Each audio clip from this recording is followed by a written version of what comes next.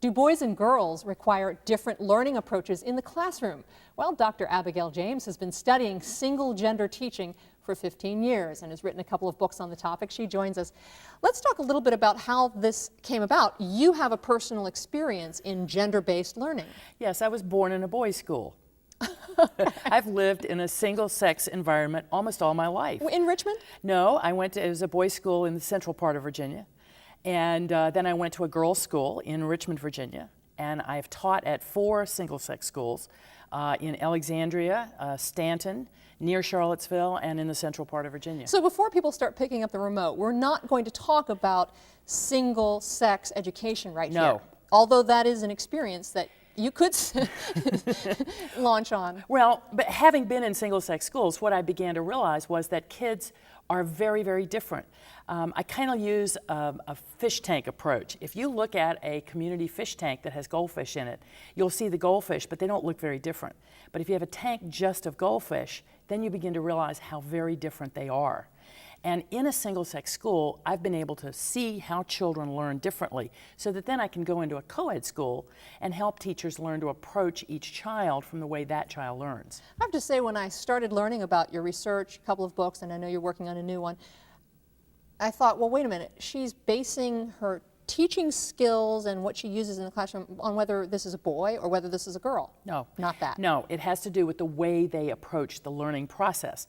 I could be said to have a boy brain because I'm a visual learner and I'm a kinesthetic learner. So before we go further with that discussion, it's more about discovering the gender style of learning. Yes. Rather than what the sex of the child is. Right. Okay. Whereas my husband, who learns much better from the written word, could be said to be a female type learner. Mm-hmm.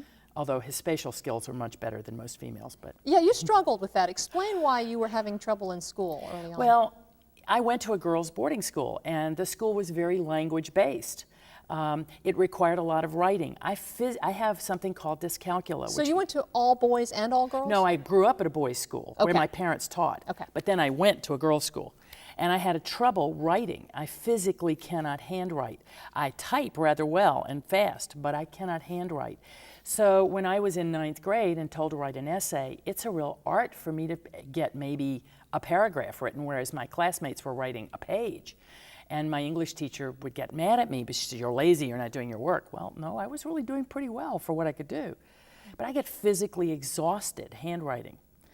So on the flip side, you did well in math. Oh yeah, man, straight A's in math, never got anything less than that. And hardly any effort. Oh, study, forget it. So had your book, Teaching the Male Brain, been around at that time, how might you have been taught differently?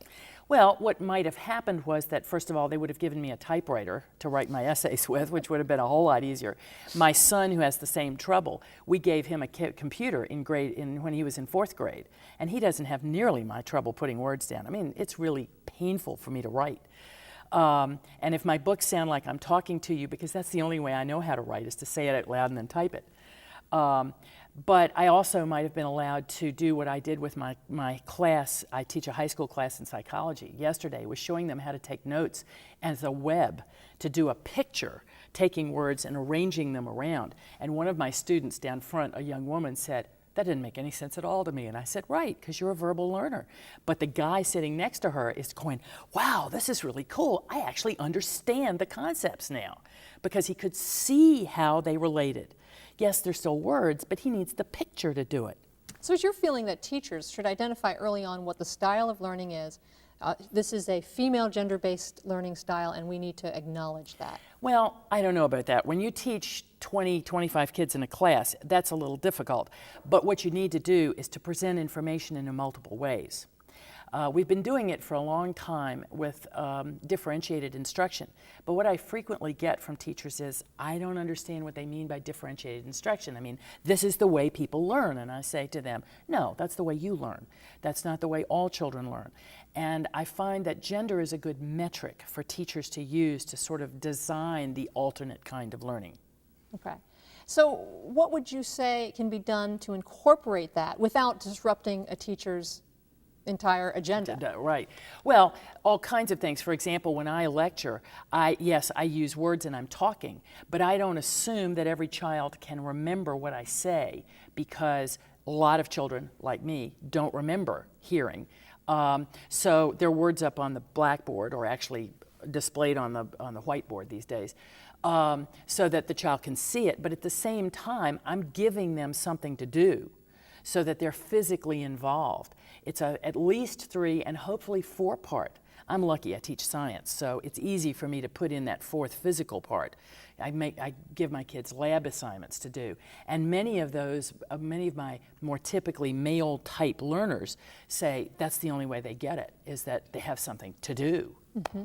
And it's much harder in English, but I've developed a whole bunch of techniques on how to make learning English, language arts, for example, a more active and involved kind of environment. Have you received some pushback from people who say, look, this is a great concept, multiple ways of teaching are great, but why assign them genders? Why do we have to say that spatially oriented things are male oriented and that verbally oriented things are female oriented? There's no reason except that it's just easier to talk about it that way. And it gets your attention. But in fact, you're perfectly right.